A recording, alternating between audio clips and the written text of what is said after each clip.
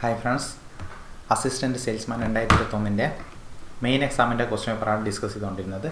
So 10 questions already discuss ചെയ്തിട്ടുണ്ട്. അത് കണ്ടിട്ടില്ലെങ്കിൽ ഞാൻ അതിൻ്റെ ലിങ്ക് കൂടി എന്ത് ചെയ്യാം, പാർട്ട് 1 ലിങ്ക് താഴെ ഡിസ്ക്രിപ്ഷനിൽ കൊടുക്കാം, അല്ലെ മുകളിലായിട്ടും കൊടുക്കാം. സോ ഇനി അടുത്ത് നമുക്ക് ഇതിൽ നോക്കാനുള്ളത് 11 മുതൽ 21 വരെയുള്ള ക്വസ്റ്റ്യൻസ് അല്ലേ. 11 മുതൽ 21 വരെയുള്ള ക്വസ്റ്റ്യൻസാണ് ചെയ്യേണ്ടത്. സോ അതിന് മുമ്പായിട്ട് അത് ക്വസ്റ്റ്യൻ എന്തൊക്കെയാണെന്നുള്ളത് ജസ്റ്റ് എവിടെ നിന്ന് വന്നതെന്നൊക്കെ ഒന്ന് പറയാം. ഈ 11, 12 ക്വസ്റ്റ്യൻ, കുറച്ച് 13 ക്വസ്റ്റ്യൻ, ആദ്യത്തെ 3, 11, 12, 13 ക്വസ്റ്റ്യൻസ് ഇല്ല. അതൊരു നല്ല ക്വസ്റ്റ്യൻസ് എന്ന് വെച്ചാൽ മുമ്പ് എന്ത് ചെയ്തിട്ടില്ല, ആ ടൈമിൽ മുമ്പ് സ്റ്റേറ്റ്മെൻ്റ് ആയിട്ട് ഈ ഒരു രീതിയിൽ ചോദിച്ചിട്ടില്ലായിരുന്നു. അത് ഫസ്റ്റ് ടൈമിലാണ് എന്ത് ചെയ്യുന്നത്, ഇതിൽ ചോദിക്കുന്നത്. അത് മാത്രമല്ല, ഈ 11, 12 ക്വസ്റ്റ്യൻസ് ശരിക്കും 11, 12, 13 ക്വസ്റ്റ്യൻസ് ശരിക്കും നമ്മളൊരു കോമൺ സെൻസ് വെച്ചിട്ട് ചെയ്യേണ്ട ഒരു ക്വസ്റ്റ്യൻസ് ആണ്. ഓക്കെ, ഇതൊക്കെ ഒരു GK പഠിച്ചു പോയിട്ട് ചെയ്യേണ്ട കാര്യമല്ല. ഞാൻ പറയാം, ക്വസ്റ്റ്യൻ ഡിസ്കസ് ചെയ്യുമ്പോൾ പറയാം. ഒരു കോമൺ സെൻസ് ഉപയോഗിച്ച് അവിടെ കിട്ടേണ്ടതാണ്. അതുകൊണ്ട് തന്നെ ആ ഒരു ക്വസ്റ്റ്യൻസ് ആയിരിക്കും മിക്കവാറും അതിൽ സെയിൽസ് അസിസ്റ്റൻറ്റ് സെയിൽസ്മാനിലെ റാങ്ക് മേക്കിംഗ് ക്വസ്റ്റ്യൻസ് ആയിട്ട് വന്നിട്ടുണ്ടാവും. ഓക്കെ, ഇനി 14 മുതലുള്ള ക്വസ്റ്റ്യൻസ്, 14 സ്റ്റേറ്റ്മെൻറ്റ് പോലെയാണ്, പക്ഷേങ്കിൽ 14 മുമ്പ് ചോദിച്ചിട്ടുണ്ട്. 15 കറണ്ട് അഫെയർ ആണ്. 16 മുതലുള്ള ക്വസ്റ്റ്യൻസ് ഇല്ലേ, 16 മുതൽ 20 വരെയുള്ള 5 questions. Okay, 16, 17, 18, 19, 20 5 questions previous repeated ആയിട്ടുള്ള ക്വസ്റ്റ്യൻസ്, സ്ഥിരം റിപ്പീറ്റഡ് ആയിട്ട് ചോദിക്കുന്ന ക്വസ്റ്റ്യൻസ് ആണ്. ഇന്ത്യൻ ഭരണഘടനയെ തിരിച്ചറിയൽ രേഖ എന്ന് വിളിച്ചത് ഓക്കെ ഏതിനാണ്. അതേപോലെ തദ്ദേശ സ്വയംഭരണ സ്ഥാപനങ്ങൾക്ക് ഭരണഘടനാ പദവി പ്രീവിയസ് ആണ്. മൗലിക അവകാശങ്ങൾ സുപ്രീം കോടതിയായിട്ട് ബന്ധപ്പെട്ടത്. അതേപോലെ നിർദ്ദേശക തത്വങ്ങൾ DPSP പ്രീവിയസ് ആണ്. സുപ്രീം കോടതി ഇപ്പോഴത്തെ ചീഫ് ജസ്റ്റിസ്, ഇത് കറണ്ട് അഫെയർ ആണ് കേട്ടോ. ഇപ്പോഴത്തെ ചീഫ് ജസ്റ്റിസ് എന്ന് പറയുന്നത് കറണ്ട് അഫെയർ ആണ്. സോ എന്തായാലും പ്രീവിയസ് ക്വസ്റ്റ്യൻസ് ഏകദേശം ഒരു 4 ക്വസ്റ്റ്യൻസ്, ഏകദേശം 5 ക്വസ്റ്റ്യൻസ് ഏകദേശം എന്ത് ചെയ്തിട്ടുണ്ട്, ഈ 10 ചോദിച്ചിട്ടുണ്ട്. ഓക്കെ, എന്തായാലും നമുക്ക് ക്വസ്റ്റ്യൻസ് ഫുള്ളായിട്ട് നോക്കാം. 11ാമത്തെ ക്വസ്റ്റ്യൻ എന്താ, താഴെ പറയുന്ന പ്രസ്താവനകൾ ഏതാണ് തെറ്റായിട്ടുള്ളത് കേട്ടോ. തെറ്റായിട്ടുള്ളതാണ്. വട്ടമിട്ടിട്ട് തന്നെ എന്ത് ചെയ്യണം, അത് ചെയ്യണം. അല്ലെങ്കിൽ വായിച്ച് കഴിയുമ്പോഴേക്ക് ശരിയാണോ തെറ്റാണോ ചോദിച്ചത് എന്ത് ചെയ്യില്ല, ഓർമ്മ ഉണ്ടാവില്ല. അപ്പോൾ തെറ്റായിട്ടുള്ളതാണെന്ന് ചോദിക്കേണ്ട. ആദ്യത്തെ സ്റ്റേറ്റ്മെൻറ്റ് എന്താ, സുസ്ഥിര വികസനം പരിസ്ഥിതി സൗഹാർദ്ദമാണ്. അത് ശരിയാണ്. സുസ്ഥിര വികസനം അല്ലെങ്കിൽ സസ്റ്റൈനബിൾ ഡെവലപ്മെൻറ്റ് എന്ന് പറയുന്നത് പരിസ്ഥിതിക്ക് അനുയോജ്യമായിട്ടുള്ള ഡെവലപ്മെൻറ്റാണ്. നമ്മൾ കോമൺലി പഠിക്കുന്നതാണ്, വായിച്ചിട്ടൊക്കെ പോകുമ്പോൾ നമുക്ക് എപ്പോഴും കേൾക്കുന്ന ഒരു കാര്യമാണത്. രണ്ടാമത്തെ കാര്യം നോക്കിയ സ്റ്റേറ്റ്മെൻറ്റ്, സുസ്ഥിര വികസനം സാധ്യമാകണമെങ്കിൽ പാരമ്പര്യ ഊർജ്ജ സ്രോതസ്സുകളെ ആശ്രയിക്കണം. ഈ പാരമ്പര്യ ഊർജ്ജ സ്രോതസ് എന്ന് വെച്ചാൽ എന്താ, പാരമ്പര്യ ഊർജ്ജ സ്രോതസ് എന്താണെന്ന് ഐഡിയ ഉണ്ടെങ്കിൽ മാത്രമേ ഈ ഒരു സ്റ്റേറ്റ്മെൻറ്റ് കിട്ടും. പാരമ്പര്യ ഊർജ്ജ സ്രോതസ് എന്ന് വെച്ചാൽ നമ്മൾ പരമ്പരാഗതമായിട്ട് ഉപയോഗിച്ച് വരുന്നത്, അതായത് കൽക്കരി, പെട്രോളിയം അങ്ങനെയുള്ള. പക്ഷേ അതൊക്കെ എന്തുണ്ടാക്കുന്നുണ്ട് നിങ്ങൾക്കറിയാം. അതിൻ്റെ ഒരു മെയിൻ പ്രോബ്ലം എന്ന് പറയുന്നത് എന്താ, പൊല്യൂഷൻ ഉണ്ടാക്കുന്ന പ്രശ്നങ്ങളുണ്ട് അല്ലേ. ഈ പാരമ്പര്യ ഊർജ്ജ സ്രോതസ്സുകൾ മിക്കവാറും പൊല്യൂഷൻ ഉണ്ടാക്കുന്നതാണ്. പെട്രോളിയം തന്നെ ജസ്റ്റ് എക്സാമ്പിൾ പറഞ്ഞാൽ. അപ്പോൾ ഇത് സ്റ്റേറ്റ്മെൻറ്റ് ശരിയാണോ? ഓക്കെ, ഇത് സ്റ്റേറ്റ്മെൻറ്റ് ശരിയല്ല. കാരണം സുസ്ഥിര വികസനം സാധ്യമാണെങ്കിൽ പാരമ്പര്യ ഊർജ്ജ സ്രോതസ്സല്ല വേണ്ടത്, പാരമ്പര്യേതര ഊർജ്ജ സ്രോതസ്സാണ് ശരിക്കും വേണ്ടത്. അതായത് സോളാർ, അതേപോലെ വിൻഡ് എനർജി, അങ്ങനെയുള്ള ടൈപ്പാണ് നമുക്ക് എനർജി സോഴ്സുകൾ വേണ്ടത്. അപ്പോൾ ഇതാണ് ഇതിലെ ഒന്ന് തെറ്റായിട്ട് വരുന്നത് കേട്ടോ. നമുക്ക് തെറ്റാണ് ഇതിൽ പിക്ക് ചെയ്യേണ്ടത്. ഇനി 3ാമത്തെ സ്റ്റേറ്റ്മെൻറ്റോ, സുസ്ഥിര വികസനത്തിന് താപവൈദ്യുതി പദ്ധതികൾ പ്രോത്സാഹിപ്പിക്കണം. താപവൈദ്യുതി ഉണ്ടാക്കുന്ന എങ്ങനെയാണ് എന്നുള്ള ഐഡിയ ഉണ്ടെങ്കിൽ മാത്രമേ ഇതും കിട്ടും. താപവൈദ്യുതി ഉണ്ടാക്കുന്ന മിക്കവാറും പെട്രോളിയം, കൽക്കരി മുതലായവ നിന്നാണ് എന്ത് ചെയ്യുന്നത്, താപവൈദ്യുതി ഉണ്ടാക്കുന്നത്. സോ ഇതും എന്ത് ചെയ്യുന്നുണ്ട്, പൊല്യൂഷൻ ഉണ്ടാക്കുന്നത്. അപ്പോൾ ഈ സ്റ്റേറ്റ്മെൻറ്റ് എന്താണ്, തെറ്റായിട്ടുള്ള സ്റ്റേറ്റ്മെൻറ്റ്. അപ്പോൾ ഇതിൽ തെറ്റെന്ന് പറയുന്നത് ഏതൊക്കെയാണ്, 2, 3 മാത്രമാണ് ഇതിൽ തെറ്റട്ടോ. 2, 3 ഞാനിത് ഇവിടെ എഴുതിയിട്ടുണ്ട്. ഓക്കെ, 2, 3 ഇതിലെ തെറ്റായിട്ടുള്ള സ്റ്റേറ്റ്മെൻറ്റ്. അപ്പോൾ എന്താണെന്നുള്ളത്, ഇപ്പോൾ പുനഃസ്ഥാപിക്കാൻ സാധ്യമല്ലാത്ത ഊർജ്ജ സ്രോതസ്സുകൾ, അതാണ് പാരമ്പര്യം കേട്ടോ. പാരമ്പര്യ ഊർജ്ജ സ്രോതസ്സുകൾ എന്ന് പറയുന്നത് പുനഃസ്ഥാപിക്കാൻ കഴിയാത്തവയാണ്. അത് മിക്കവാറും ഫോസിൽ ഇന്ധനങ്ങളൊക്കെ എല്ലാം ഇതിൽ വരുന്നതാണ്. കൽക്കരി, പെട്രോളിയം, പ്രകൃതിവാതകം, ആണവോർജ്ജ സ്രോതസ്സുകൾ, ഇവയൊക്കെ എന്താണ്, പുനഃസ്ഥാപിക്കാൻ സാധ്യമല്ലാത്തതാണ്. ഇനി താപവൈദ്യുതിയെ പറ്റി നമ്മുടെ ഒരു 3rd സ്റ്റേറ്റ്മെൻറ്റ് പറഞ്ഞില്ലേ. താപവൈദ്യുതി നമുക്ക് ഇമ്പോർട്ടൻ്റ് ആയിട്ട് പഠിക്കേണ്ട ഒരു കാര്യമുണ്ട്. എന്ന് വെച്ചാൽ ഇന്ത്യയിൽ ഏറ്റവും കൂടുതൽ ഉൽപ്പാദിപ്പിക്കുന്ന വൈദ്യുതി താപവൈദ്യുതി കേട്ടോ. നമ്മളെപ്പോഴും ഈ ജലവൈദ്യുത പദ്ധതികൾ ഇഷ്ടംപോലെ പഠിക്കുമ്പോൾ എന്ത് ചെയ്യും, നമ്മൾ വിചാരിക്കും ജലവൈദ്യുത പദ്ധതികളാണ് ഏറ്റവും കൂടുതൽ എന്ത് ചെയ്തിട്ടുള്ളത് ഇന്ത്യയിൽ നിലവിലുള്ളതെന്നുള്ളത്. പക്ഷെ അതല്ല. ഇന്ത്യയിൽ ഏറ്റവും കൂടുതൽ വൈദ്യുതി ഉൽപ്പാദിപ്പിക്കുന്നത് ഏത് വഴിയാണ്, താപവൈദ്യുതിയാണ്. താപവൈദ്യുതി ഉൽപ്പാദിപ്പിക്കാൻ ഉപയോഗിക്കുന്ന ഇന്ധനങ്ങളാണ് ഇതൊക്കെ, കൽക്കരി, പെട്രോളിയം, പ്രകൃതിവാതകം, ഭൂഗർഭ, ചൂട്, നീരുറവ, ഇതൊക്കെയാണ് എന്ത് ചെയ്യുന്നത്, താപവൈദ്യുതി ഉൽപ്പാദിപ്പിക്കാൻ വേണ്ടിയിട്ട് ഉപയോഗിക്കുന്നത്. ഇനി 12ാമത്തെ ക്വസ്റ്റ്യൻ നോക്കാം. 12ാമത്തെ ക്വസ്റ്റ്യൻ എന്താ, ഇത് ഒരു കോമൺ സെൻസ് ഉപയോഗിച്ച് ചെയ്യേണ്ട ഒരു ക്വസ്റ്റ്യൻ ആണ്. ഇന്ത്യയിൽ നവസാമ്പത്തിക പരിഷ്കരണങ്ങൾ നടപ്പിലാക്കിയതിന് ശേഷമുള്ള നിരീക്ഷണങ്ങൾ ചുവടെ ചേർക്കുന്നു. നവസാമ്പത്തിക പരിഷ്കാരങ്ങൾ നടപ്പിലാക്കിയതിന് ശേഷം കേട്ടോ, അതുമായിട്ട് അത് ബന്ധപ്പെട്ടാണ് നമ്മൾ അടുത്ത കാര്യങ്ങളൊക്കെ പറയാൻ പോകുന്നത്. ഒന്നാമത്തത് പ്രത്യക്ഷ വിദേശ നിക്ഷേപവും വിദേശ സ്ഥാപനങ്ങളുടെ നിക്ഷേപവും വർദ്ധിച്ചു. ശരിയാണ്, നിങ്ങൾക്കറിയാം സാമ്പത്തിക പരിഷ്കാരത്തിന് ശേഷം എന്ത് ചെയ്തിട്ടുണ്ട്, വിദേശ നിക്ഷേപം ഫോറിൻ ഡെപ്പോസിറ്റ്സ് കൂടിയിട്ടുണ്ട്. നമ്മൾ കോമൺലി പഠിക്കുന്നതാണ്, വായിച്ചു പോകുമ്പോൾ തന്നെ മനസ്സിലാകുന്നൊരു കാര്യമാണ്. ഇനി അടുത്തത് രണ്ടാമത്തെ ഔട്ട്സോഴ്സിങ്, പുറം വാങ്ങൽ അനേകം തൊഴിലവസരങ്ങൾ സൃഷ്ടിക്കുന്നുണ്ട്. ഇതെന്താണെന്നുള്ള അറിയണം കേട്ടോ. ഔട്ട്സോഴ്സിംഗ് എന്ന് വെച്ചാൽ എന്താ, ശരിക്കും ഇപ്പോഴുള്ള നിങ്ങൾ നോക്കുക, ഒറ്റ എക്സാമ്പിൾ പറയുകയാണെങ്കിൽ ഇപ്പോഴുള്ള IT ജോബുകൾ നിങ്ങൾ നോക്കുവാണെങ്കിൽ മിക്കവാറും ആ IT ജോബുകൾ ചെയ്യുന്ന വ്യക്തികൾ അവർ ചെയ്തു കൊടുക്കുന്ന വർക്ക് എന്തായിരിക്കും, ഇന്ത്യക്ക് പുറത്തുള്ള രാജ്യങ്ങൾക്ക് വേണ്ടിയിട്ടുള്ള വർക്കായിരിക്കും അല്ലേ. അവരുടെ സെക്യൂരിറ്റി, ചില ബാങ്കുകൾക്ക് വേണ്ടിയിട്ട് സെക്യൂരിറ്റികൾ വേണ്ടി അതിനെയാണ് ഔട്ട്സോഴ്സിംഗ് എന്ന് പറയുന്നത്. ഓക്കെ, നമ്മൾ എന്താണ് പുറത്തുള്ള ജോബ് ഇന്ത്യയിൽ നിന്ന് ചെയ്യുക, അതാണ് ജനറലായിട്ട് ഔട്ട്സോഴ്സിംഗ് എന്ന് പറയുന്നത്. അപ്പോൾ ഔട്ട്സോഴ്സിംഗ് അനേക തൊഴിലവസരങ്ങൾ സൃഷ്ടിച്ചിട്ടുണ്ട്. അത് ശരിയാണ്, കാരണം ഒത്തിരി എന്ത് ചെയ്യുന്നുണ്ട്, IT തന്നെ എടുക്കുക, IT ഒറ്റ എക്സാമ്പിൾ എടുത്തു കഴിഞ്ഞാൽ തന്നെ ഒത്തിരി ജോലി അവസരങ്ങൾ എന്ത് ചെയ്തിട്ടുണ്ട് ഈ ഒരു ഔട്ട്സോഴ്സിങ്ങുമായി സാമ്പത്തിക പരിഷ്കരണം നടന്നതിന് ശേഷം വന്നിട്ടുണ്ട്. ഇനി മൂന്നാമത് തൊഴിൽ രഹിത വളർച്ച, ജോബ്ലെസ് ഗ്രോത്ത് നിലനിൽക്കുന്നുണ്ട്. ഇത് ശരിയായിട്ടുള്ളൊരു കാര്യം കേട്ടോ. ഇത് കോമൺലി കിട്ടുമെന്നുള്ള എനിക്കറിയില്ല, എന്നാലും തൊഴിൽ രഹിത വളർച്ച, ജോബ്ലെസ് ഗ്രോത്ത് എന്ന് വെച്ചാൽ ശരിക്കും എന്താ ഉദ്ദേശിക്കുന്നത് വെച്ചാൽ, അതായത് എക്കണോമിയിൽ നല്ല ഡെവലപ്മെൻ്റ് ഉണ്ട്, പക്ഷേ അതിനനുസരിച്ചിട്ട് എന്ത് ചെയ്യുന്നില്ല, എംപ്ലോയ്മെൻറ്റ് ഓപ്പർച്യൂണിറ്റീസ് കൂടുന്നില്ല. ഓക്കെ, എക്കണോമി വളരുന്നുണ്ട്, അതാണ്, പക്ഷേ എംപ്ലോയ്മെൻറ്റ് കൂടുന്നില്ല. അതാണ് തൊഴിൽ രഹിത വളർച്ച, ജോബ്ലെസ് ഗ്രോത്ത് എന്നുകൊണ്ട് ഉദ്ദേശിക്കുന്നത്. ഓക്കെ, അതുമുണ്ട്. അപ്പോൾ ഇത് 3 ശരിയായിട്ടുള്ള സ്റ്റേറ്റ്മെൻ്റ് ആണ് കേട്ടോ. ഈ 3 സ്റ്റേറ്റ്മെൻറ്റും എന്താണ്, ശരിയായിട്ടുള്ള സ്റ്റേറ്റ്മെൻ്റ് ആണ്. അപ്പോൾ 1, 2, 3 എന്താണ്, 1, 2, 3 ശരിയാണ്. 12D ആണ് കേട്ടോ. നമുക്ക് കീലൊന്നും വേണമെങ്കിൽ ഒന്ന് നോക്കാം, നമുക്ക് നോക്കിയില്ല. 12D കറക്റ്റാണ്. ഓക്കെ, ഇനി പുതിയ സാമ്പത്തിക നയങ്ങളുമായിട്ട് ബന്ധപ്പെട്ട കുറച്ച് കാര്യങ്ങൾ ജസ്റ്റ് ഒന്ന് പറയാം. പുതിയ സാമ്പത്തിക നയങ്ങളെ പൊതുവെ എത്രയായിട്ട് തിരിക്കാമെന്നറിയോ? 2 ആയിട്ട് തിരിക്കാം. ഏതൊക്കെയാണ്? ഒന്ന്, ഇത് ചോദിച്ചിട്ടുണ്ട്, ഞാനിത് പറയാനുള്ള മെയിൻ കാരണം എന്ന് വെച്ചാൽ ഇടയ്ക്ക് ചോദിക്കാറുണ്ട്. സുസ്ഥിര നടപടികളുണ്ട്, അതേപോലെ ഘടനാപരമായ പരിഷ്കാരങ്ങളുണ്ട്. ഓക്കെ, എന്താ പറഞ്ഞത്, പുത്തൻ സാമ്പത്തിക നയങ്ങൾ പൊതുവെ 2 ടൈപ്പാണുള്ളത്. ഒന്ന് സുസ്ഥിര നടപടികളും പിന്നെ ഘടനാപരമായ പരിഷ്കാരങ്ങളും. ഇതിൽ സുസ്ഥിര നടപടികൾ എന്ന് പറയുന്നത് ഹ്രസ്വകാല നടപടികളാണ്.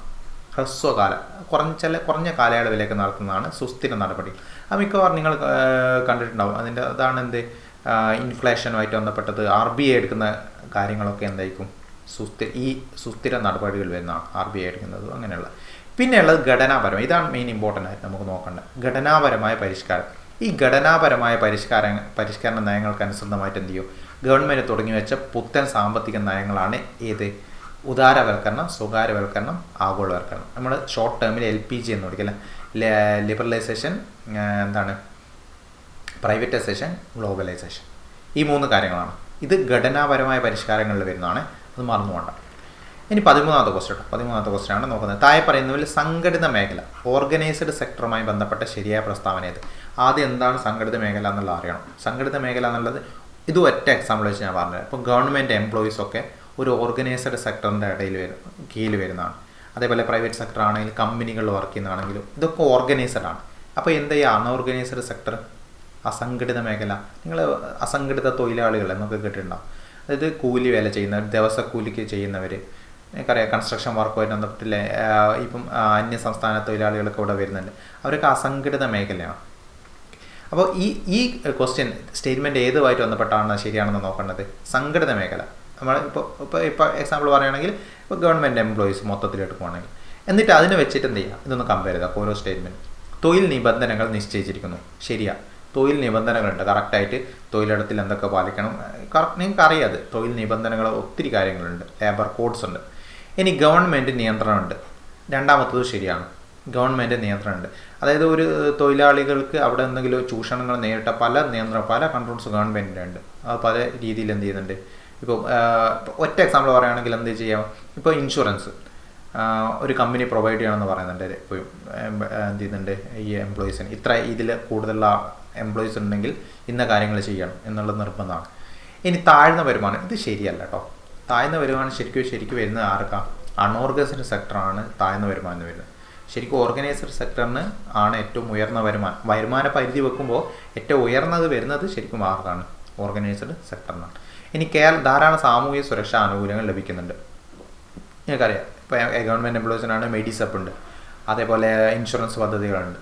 ഓക്കെ, സാമൂഹ്യ സുരക്ഷാ പദ്ധതി കൊടുത്തിട്ടുണ്ട്. അപ്പോൾ ഇതിൽ 1, 2, 4 ശരി. 1, 2, 4 ഓപ്ഷൻ എ ആണ്. 1, 2, 4. ഇനി 14ാമത്തെ ക്വസ്റ്റ്യൻ ശരിയായ ജോഡികൾ കണ്ടെത്താനാണ്. ആബിദ് ഹുസൈൻ കമ്മീഷൻ വ്യാപാര നയ പരിഷ്കരണം ശരിയാട്ടോ. ആബിദ് ഹുസൈൻ കമ്മീഷൻ വ്യാപാര നയ പരിഷ്കരണവുമായിട്ട് ബന്ധപ്പെട്ടിട്ട് വന്നതാണ്. ഹരിത വിപ്ലവം, പഴം പച്ചക്കറി കൃഷി. ഇത് തെറ്റാണ്. ഇത് പലരും ഇത് ശരിയാണെന്നുള്ള രീതിയിലേക്കുള്ള പഴമൊന്നും എന്ത് ചെയ്യുന്നില്ല, ഹരിത വിപ്ലവത്തിൽ വരുന്നില്ല. ഓക്കെ, ശരിക്കും ഇത് സുവർണ്ണ വിപ്ലവം എന്ന് പറയുകയാണെങ്കിൽ പഴം പച്ചക്കറിയൊക്കെ ചിലപ്പോൾ അതിൽ വരുമായിരുന്നു. പക്ഷെ അതങ്ങ് ഓപ്ഷൻ 4 കിടക്കുന്നത്, സ്റ്റേറ്റ്മെൻറ്റ് 4. അപ്പോൾ ഇത് തെറ്റാണ്. ഹരിത വിപ്ലവം ശരിക്കും പറഞ്ഞു കഴിഞ്ഞാൽ കൃഷിയിൽ തന്നെ ചില ഇനങ്ങളിലേക്ക് മാത്രം ഒതുങ്ങി നിന്നിട്ടുണ്ട് ഹരിത വിപ്ലവം. പിന്നെ ബ്രിട്ടൻ ലാൻഡ് കമ്മീഷൻ, സുസ്ഥിര വികസനം. ഇത് ഇമ്പോർട്ടൻ്റ്, ഇത് പഠിച്ചോക്കണ്ടോ, ഇത് കോമണായി പഠിച്ചോക്കൊണ്ടാണ് ബ്രിട്ടൻ കമ്മീഷൻസ്, ഓരോ കമ്മീഷനും ഏത് ഇതുമായിട്ട് ബന്ധപ്പെട്ടാണെന്നുള്ളത്. ഇപ്പോൾ ബ്രിട്ടൻ ലാൻഡ് കമ്മീഷൻ സുസ്ഥിര വികസനം. ഓക്കെ, ഇപ്പോൾ സർക്കാരിയ കമ്മീഷൻ ഇടയ്ക്കൊക്കെ ചോദിക്കുന്നതാണ്. സർക്കാരിയ സ്റ്റേറ്റ് സെൻട്രൽ റിലേഷൻ ആയിട്ട് ബന്ധപ്പെട്ടാണ് സർക്കാരിയ കമ്മീഷൻ, അങ്ങനെ ഇടയ്ക്ക് ചോദിക്കാറുണ്ട്. ബ്രിട്ടൻ ലാൻഡ് കമ്മീഷൻ എന്തുമായിട്ട് ബന്ധപ്പെട്ടതാണ്? സുസ്ഥിര വികസനവുമായിട്ട് ബന്ധപ്പെട്ട കമ്മീഷൻ. സുവർണ്ണ വിപ്ലവം നടന്നത് വിപണനം മിച്ചം, അത് തെറ്റാണ്. അപ്പോൾ ഇതിൽ ശരിയായിട്ടുള്ളത് നടന്നത് 1, 3 മാത്രം ശരിയായിട്ടുള്ളൂ. ശരിക്കും ഇത് തിരിഞ്ഞു വരുവാണെങ്കിൽ ഇപ്പോൾ ഹരിത വിപ്ലവം വിപണന മിച്ചം, അതേപോലെ സുവർണ്ണ വിപ്ലവം പഴം പച്ചക്കറി കൃഷി, ഇത് തിരിഞ്ഞു വരുവാണെങ്കിൽ എന്ത് ചെയ്യായിരുന്നു? ആ 4 ശരിയായി വരുന്നു. അതായത് സുവർണ്ണ വിപ്ലവം ശരിക്കും വരുന്നത് പഴം പച്ചക്കറി കൃഷിയും, ഹരിത വിപ്ലവം വിപണന മിച്ചമാണ്. വിപണന മിച്ചം എന്ന് വെച്ചാൽ എന്താ? ഹരിത വിപ്ലവത്തിൻ്റെ ഭാഗമായിട്ട് ഒത്തിരി എന്ത് ചെയ്തിട്ടുണ്ട്? പച്ചക്കറികൾ ഉൽപ്പാദിപ്പിച്ചിട്ട് അത് വിപണിയിൽ മിച്ചം വന്നിട്ടുണ്ട്. ഓക്കെ, അതാണ് വിപണന മിച്ചം എന്ന് ശരിക്കും ഉദ്ദേശിക്കുന്നത്. ഇങ്ങനെ ആയിരുന്നു സ്റ്റേറ്റ്മെൻറ്റ് ശരിയാവുമായിരുന്നു. പക്ഷേ ഇപ്പോൾ നമുക്ക് ആൻസറിൽ ഏതൊക്കെ വരുന്നുള്ളൂ? 1, 3 ആണ് കേട്ടോ. ഓപ്ഷൻ എ ആണ്. 1, 3 മാത്രമാണ് ഇതിൽ ശരി. ഹരിത വിപ്ലവത്തിനെ പറ്റി ജസ്റ്റ് ഒന്ന് പറയട്ടെ. ഹരിത വിപ്ലവം ഒത്തിരി പറയാനുണ്ട്, ഒത്തിരി ആളുകളെ പറയാനുണ്ട്, കുറേ കാര്യങ്ങൾ പറയാനുണ്ട്. പക്ഷേ എന്താ മെയിനായിട്ട് അത്യുൽപാദന ശേഷിയുള്ള വിത്തിനങ്ങൾ, അതേപോലെ ജലസേചന സൗകര്യം, രാസവളം, കീടനാശിനി, കുറഞ്ഞ പലിശയിലെ സാമ്പത്തിക സഹായം ഇവ ഉൾപ്പെടുത്തിയിട്ട് കാർഷിക ഉൽപ്പാദനത്തിൽ വരുത്തിയ വലിയൊരു പുരോഗതിയുണ്ട്. ആ പുരോഗതിയാണ് എന്ത് വിളിക്കുന്നത്? ഹരിത വിപ്ലവം അല്ലെങ്കിൽ ഗ്രീൻ റവല്യൂഷൻ എന്ന് വിളിക്കുന്നത് കേട്ടോ. ജസ്റ്റ് ഒന്ന് ഓർത്ത് വെച്ചോ. ഇത് എന്തിലേക്ക് പഴം ഇതിലേക്കൊന്നും അധികം പോയിട്ടില്ല, അതുകൊണ്ടാണ് ഞാൻ അതിലേക്ക് അത് പറഞ്ഞത് പ്രത്യേകം എടുത്ത്. 15ാമത്തെ ക്വസ്റ്റ്യൻ 2020 ഇത് സാമ്പത്തിക വളർച്ച, GDP വളർച്ച കേട്ടോ. ഇത് കറണ്ട് അഫെയർ ആണ്. ഞാനിപ്പോൾ പറഞ്ഞ ഇതൊന്നും എന്തായാലും എന്തില്ല, ഒരിക്കലും ഞാൻ ചോദിക്കില്ല. നിങ്ങൾ പഠിക്കുന്ന ഇയറിൽ വരുന്ന സാമ്പത്തിക വളർച്ചാ നിരക്ക് മാത്രം നോക്കിയാൽ മതി. അത് എപ്പോഴാണ് എക്സാം വരുന്നത് ആ ടൈമിലേക്കുള്ള നോക്കിയാൽ മതി. 16ാമത്തെ ക്വസ്റ്റ്യൻ കേട്ടോ. ഇനി അങ്ങോട്ടുള്ളതൊക്കെ പ്രീവിയസ് ഇയർ ഏകദേശം ചോദിച്ച ക്വസ്റ്റ്യനാണ്. ഇന്ത്യൻ ഭരണഘടനയുടെ തിരിച്ചറിയൽ രേഖ എന്ന് എൻ.എ. പൽക്കിവാല വിശേഷിപ്പിച്ചത്. പ്രീവിയസ് ആയിട്ട് ചോദിച്ചിട്ടുണ്ട്. എൻ.എ. പൽക്കിവാല തിരിച്ചറിയൽ രേഖ. ഇത് തിരിച്ചറിയൽ രേഖയിലാണ് എന്തുണ്ടാവുക? നമ്മുടെ തിരിച്ചറിയൽ രേഖയിൽ എന്തുണ്ടാവും? മുഖം ഉണ്ടാവും അല്ല? സോ അതിൽ തന്നെ ഉണ്ട് ആമുഖം. ഓക്കെ, ഇന്ത്യൻ തിരിച്ചറിയൽ രേഖ ഭരണഘടനയുടെ തിരിച്ചറിയൽ രേഖ എന്നാണ് എന്ത് ചെയ്തത്? ആമുഖത്തെ പൽക്കിവാല വിശേഷിപ്പിച്ചത്. ആമുഖം അല്ലെങ്കിൽ നമ്മൾ എന്ത് വിളിക്കും? അതിനെ പ്രിയാമ്പിൾ എന്ന് വിളിക്കും. പ്രിയാമ്പിളിൽ അല്ലെങ്കിൽ ആമുഖത്തെ വിളിച്ച ഒത്തിരി പേരുണ്ട് കേട്ടോ, ഒത്തിരി പേരുണ്ട്. ഭരണഘടനയുടെ ആത്മാവ് അല്ലെങ്കിൽ ഭരണഘടന താക്കോൽ എന്ന് ആമുഖത്തെ വിളിച്ചത് ആരാണ്? ജവഹർലാൽ നെഹ്റു ആണ്. മറന്നുകൊണ്ടേ, ആമുഖത്തെ വിളിച്ചത് വിശേഷിപ്പിച്ചത് ജവഹർലാൽ നെഹ്റു ആണ്. ഇനി ആമുഖം അല്ലെങ്കിൽ പ്രിയാമ്പിൾ നമ്മുടെ എവിടെ നിന്ന്, ഏത് ഭരണഘടനയാണ് കടമെടുത്തിരിക്കുന്നത്? US-ൽ നിന്നാണ്, അമേരിക്കൻ ഭരണഘടനയിൽ നിന്നാണ് ആമുഖം. ഓക്കെ, ഇനി ആമുഖമായിട്ട് ബന്ധപ്പെട്ട് ഇന്ത്യൻ ഭരണഘടനയുടെ ആമുഖത്തിൻ്റെ ശില്പി എന്ന് ചോദിച്ചാൽ ജവഹർലാൽ നെഹ്റു ആണ്. എന്തുകൊണ്ടാണ് അദ്ദേഹത്തെ ശില്പി എന്ന് വിളിക്കുന്നത്? 1946 ഡിസംബർ 13 കേട്ടോ. 1946 ഡിസംബർ 13 എന്ത് ചെയ്തു? ഭരണഘടനാ നിർമ്മാണ സഭയിൽ ജവഹർലാൽ നെഹ്റു ഒരു ലക്ഷ്യപ്രമേയം അവതരിപ്പിച്ചിട്ടുണ്ട്. ഒബ്ജക്റ്റീവ് റെസൊല്യൂഷൻ എന്ന് പറയാം. മെയിനായിട്ട് ഭരണഘടനയിൽ എന്തൊക്കെയാണ് ഏറ്റവും ഇമ്പോർട്ടൻ്റ് ആയിട്ട് ഉൾപ്പെടുത്തേണ്ട കാര്യങ്ങൾ എന്നൊക്കെയായിരുന്നു ആ ലക്ഷ്യപ്രമേയത്തിലുണ്ടായിരുന്നത്. ഈ ലക്ഷ്യപ്രമേയമാണ് പിന്നീട് എന്തായിട്ട് മാറിയത്? ആമുഖമായിട്ട് മാറിയത്. അതുകൊണ്ട് തന്നെ ഇന്ത്യൻ ഭരണഘടന ആമുഖത്തിൻ്റെ ശില്പി എന്ന് വിളിക്കപ്പെടുന്നത് ആരാണ്? ജവഹർലാൽ നെഹ്റു ആണ്. ഓക്കെ, ഇത് ഫുൾ ഓർത്ത് നോക്കണം. ഇത് എപ്പോഴും ഇടയ്ക്ക് സ്ഥിരമായിട്ട് ചോദിക്കാറുണ്ട്. ഇതിലുള്ള എല്ലാ ഫാക്ട്സും ഇമ്പോർട്ടൻ്റ് ആണ്. ഇനി 17ാമത്തെ ക്വസ്റ്റ്യൻ. ഇന്ത്യയിൽ തദ്ദേശ സ്വയംഭരണ സ്ഥാപനങ്ങൾക്ക് ഭരണഘടനാ പദവി ശുപാർശ ചെയ്ത കമ്മീഷനാണ് ഇത്? P.K. തുങ്കൻ കമ്മിറ്റി. ഓക്കെ, ഭരണഘടനാ പദവി. ഓക്കെ, പദവി കൊടുത്തത് എന്നോർത്ത് വെച്ചാൽ മതി. പദവി കൊടുത്തത് P.K. പദവി കൊടുത്തത്. പക്ഷേ ഇതിൽ തദ്ദേശ സ്വയംഭരണ സ്ഥാപനം എന്നുള്ള ഓർത്ത് നോക്കണേ. കാരണം എന്ന് വെച്ചാൽ പഞ്ചായത്ത് രാജിന് ഭരണഘടനാ സാധ്യത നൽകിയത് ഈ കമ്മിറ്റിയല്ല, എന്താണ് LM സിംഗ്വി കമ്മിറ്റിയാണ് കേട്ടോ. അത് മറന്നുകൊണ്ട, കാരണം ഇത് രണ്ടും കൺഫ്യൂസിങ് ആണ്. ഇത് പഞ്ചായത്ത് രാജുമായിട്ട് ബന്ധപ്പെട്ട കാര്യമാണ് പറയുന്നത്. ഏത് LM സിംഗ്വിയൻ്റെ. പക്ഷേ അതിൽ PK തുങ്കൻ തദ്ദേശ സ്വയംഭരണ ലോക്കൽ സെൽഫ് ഗവൺമെൻറ് സ്ഥാപനങ്ങൾക്ക് ഭരണഘടനാ പദവി കൊടുത്തതാണ് PK തുങ്കൻ. ഇനി ഇതുമായിട്ട് ബന്ധപ്പെട്ട് പറയുകയാണെങ്കിൽ മണ്ഡൽ പഞ്ചായത്ത് എന്ന ആശയം അശോക് മേത്ത കമ്മിറ്റി കേട്ടോ. മണ്ഡൽ പഞ്ചായത്ത് എന്നുള്ള ആശയം കൊണ്ടുവന്നത് അശോക് മേത്തയാണ്. അതേപോലെ അശോക് മേത്തയാണ് 2 ടയർ സിസ്റ്റം. ഓക്കെ, ദ്വിതല 2 ടയർ. അശോക് മേത്ത 2 പേരിൽ 2 എണ്ണമല്ലേ ഉള്ളത്, 2 പേരല്ല, അശോക് മേത്ത 2 പേരല്ല, അത് ഒരാൾ തന്നെയാണ്. അപ്പോൾ ഇത് ദ്വിതലം എന്നുള്ള 2 എന്നുള്ള രീതിയിൽ ഓർത്ത് വെച്ചാൽ മതി. അതായത് ദ്വിതലം പരിഷ്കരണം, ത്രിതല പഞ്ചായത്ത് സംവിധാനം എന്താക്കി മാറ്റണോ ദ്വിതലമാക്കി പരിഷ്കരിക്കണം ശുപാർശ ചെയ്ത കമ്മിറ്റിയാണ് ഇത് അശോക് മേത്ത കമ്മിറ്റി. ഇനി പഞ്ചായത്ത് രാജിൻ്റെ പിതാവ് എന്നറിയപ്പെടുന്നത് ഇതാണ്. ആദ്യം നമ്മൾ പഠിക്കേണ്ടിയിരുന്ന ആദ്യതായിരുന്നു ബൽവന്ത് റായ് മേത്ത, പഞ്ചായത്ത് രാജിൻ്റെ പിതാവ്. ഇനി 19ാമത്തെ ക്വസ്റ്റ്യൻ കേട്ടോ. മൗലിക അവകാശങ്ങൾ സംരക്ഷിക്കുന്നതിന് റിട്ട് പുറപ്പെടുവിക്കാൻ സുപ്രീം കോടതിക്ക് അധികാരം നൽകുന്ന അനുച്ഛേദം ഏത്? ഓക്കെ, റിട്ട് ആർക്കാണ്? സുപ്രീം കോടതിക്കാണ് കേട്ടോ. സുപ്രീം കോടതിക്ക് റിട്ടാണ്. ഇതിൽ രണ്ട് കേസാണ്. സുപ്രീം കോടതിക്ക് റിട്ട് അനുച്ഛേദം 32 ആർട്ടിക്കിൾ 32 ആണ്. ഇനി അത് ഹൈക്കോർട്ടിനാണ് ചോദിച്ചെങ്കിൽ ആർട്ടിക്കിൾ ഏതാ? ആർട്ടിക്കിൾ 226 ആണ്. ആർട്ടിക്കിൾ 226 പ്രകാരം ഹൈക്കോർട്ടിന് എന്ത് ചെയ്യാൻ പറ്റുമോ? റിട്ട് പുറപ്പെടുവിക്കാൻ പറ്റും. എന്നാൽ ആർട്ടിക്കിൾ 32 പ്രകാരം ആർക്കാണ്? സുപ്രീം കോടതിക്കാണ് റിട്ട് പുറപ്പെടുവിക്കാൻ അധികാരമുള്ളത്. ഓക്കെ, ഇത് രണ്ടും മാറുന്നുണ്ട്. ഇത് 2 ആർട്ടിക്കിളും കൺഫ്യൂസിങ് ആണ്. കൺഫ്യൂസിങ് ആവരുത്, അതുകൊണ്ടാണ് ഞാനിതെടുത്ത് പറയുന്നത്. ഇനി 32ാമത്തെ ആർട്ടിക്കിൾ എന്താ ശരിക്കും അറിയപ്പെടുന്നത്? ഭരണഘടനാപരമായ പ്രതിവിധിക്കുള്ള കോൺസ്റ്റിറ്റ്യൂഷണൽ റെമഡീസ് എന്നാണ് പറയാം 32ാമത്തെ ആർട്ടിക്കിൾ. അതായത് ഭരണഘടനയുടെ ഹൃദയവും ആത്മാവെന്ന് അംബേദ്കർ വിശേഷിപ്പിച്ചത്. നോർമലി അംബേദ്കർ അധിക കാര്യങ്ങളൊന്നും വിശേഷിപ്പിച്ചില്ല. അംബേദ്കർ വിശേഷിപ്പിച്ചത് ഈ 32ാമത്തെ ആർട്ടിക്കിളിനാണെന്നുള്ള ഓർത്തോക്കണം കേട്ടോ. അംബേദ്കർ വേറെ കാര്യങ്ങളൊന്നും അങ്ങനെ പറയാറില്ല.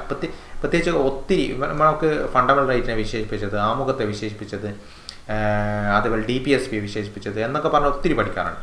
അപ്പോൾ ഇതിൽ അംബേദ്കർ വിശേഷിപ്പിച്ചത് ഭരണഘടന ഹൃദയം ആത്മാവെന്നോ വിശേഷിപ്പിച്ചത് ഏതിനാണ്? ആർട്ടിക്കിൾ 32-നെയാണ്. ഇനി മൗലികാവകാശങ്ങളിൽ മൗലികമായത് എന്നറിയപ്പെടുന്നത് ആർട്ടിക്കിൾ 32 ആണ്.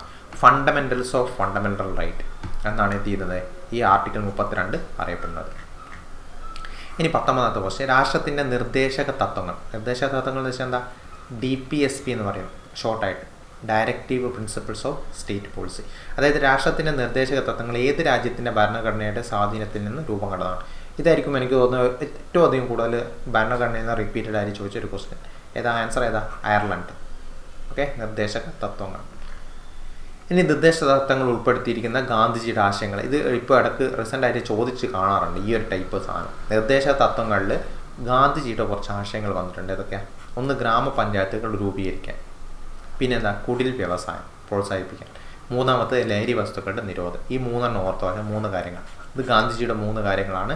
ഇത് നിർദ്ദേശ തത്വങ്ങളിൽ എന്ത് ചെയ്തിട്ടുണ്ട്? ഉൾപ്പെടുത്തിയിട്ടുണ്ട്.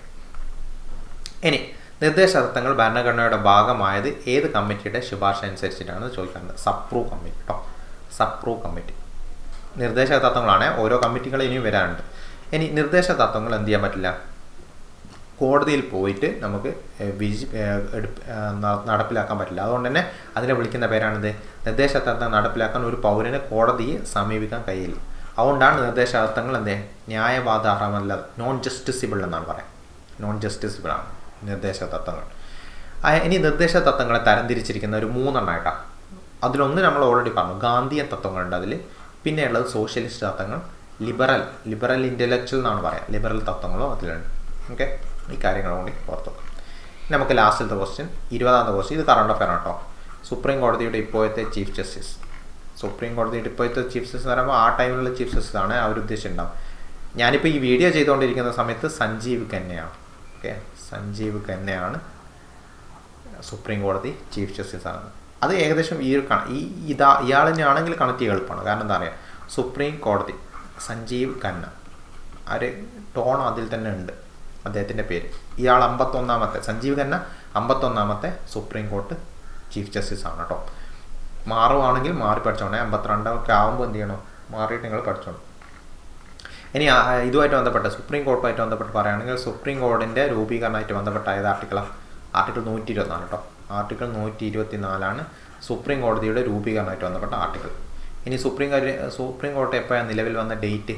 1950 ജനുവരി 28 കേട്ടോ. 26 റിപ്പബ്ലിക് ഡേ അന്നല്ല, ജനുവരി 28 സുപ്രീം കോടതി നിലവിൽ വന്നത്. അത് വേണമെങ്കിൽ എങ്ങനെ കാണിച്ചതെന്ന് അറിയാം. ജനുവരി 26 നമ്മളെപ്പോഴും ഓർത്ത് വെക്കുന്ന ഒരു ഡേറ്റ് അല്ല റിപ്പബ്ലിക് ഡേ. ഇപ്പോൾ സുപ്രീം കോർട്ട് 2 വേർഡല്ലേ ഉള്ളത്. അപ്പോൾ 2 വേർഡുള്ളതുകൊണ്ട് 2 ദിവസം കഴിഞ്ഞിട്ടാണ് പിന്നെ അത് എന്ത് ചെയ്തത് നിലവിൽ വന്നതെന്ന് ഓർത്ത് വെച്ചാൽ മതി. അപ്പം വേറെ കാര്യത്തിൽ ഞാൻ പറയാറുണ്ട്, ദേശീയ ഗാനവും ദേശീയ ഗീതവും നിലവിൽ വന്നത് അത് 2 എണ്ണമല്ല. ദേശീയ ഗാനം ദേശീയ ഗീതം അത് 2 ദിവസം മുമ്പാണ് വന്നത്, ജനുവരി 24. ആ രീതിയിൽ കണക്ട് ചെയ്ത് പഠിച്ചു കഴിഞ്ഞാൽ, കാരണം ഇതൊക്കെ ഒരേപോലുള്ളതാകുമ്പോൾ കൺഫ്യൂസിങ് ആണ്. ഇനി 2019 ഭേദഗതി പ്രകാരം സുപ്രീം കോടതിയിലെ ജഡ്ജിമാരുടെ പരമാവധി എണ്ണം മാക്സിമം നമ്പേഴ്സ് നടന്നത് 34 കേട്ടോ. മാക്സിമം നമ്പേഴ്സ് 34 2019 ഭേദഗതി പ്രകാരം. യെസ്, ഇത്രയാണ് ഈ ഒരു 10 ക്വസ്റ്റ്യൻസ്. എന്ത് ചെയ്യാം, നമുക്കിനി അടുത്തത് 21 മുതലുള്ള 30 ക്വസ്റ്റ്യൻസ് നോക്കാം. ഇനി സയൻസ് ഒക്കെയാണ് വരാൻ പോകുന്നത് കേട്ടോ. എനിക്ക് വന്നത് ഹിസ്റ്ററി വന്നു അല്ലേ, ഹിസ്റ്ററി വന്നു, പിന്നെ എന്താണ് ഇപ്പോൾ പൊളിറ്റി വന്നു. ഇനി നമുക്ക് സയൻസ് ജോഗ്രഫി ഒക്കെയാണ് മെയിനായിട്ട് വരാനുള്ളത്, സയൻസ് തന്നെ മെയിനായിട്ട്. ഓക്കെ, അത് കഴിഞ്ഞിട്ട് മാത്സ് ഇംഗ്ലീഷൊക്കെ വരാണ്. അത് നമുക്ക് അടുത്തൊരു പാർട്ടിൽ ചെയ്യാം. Okay, by.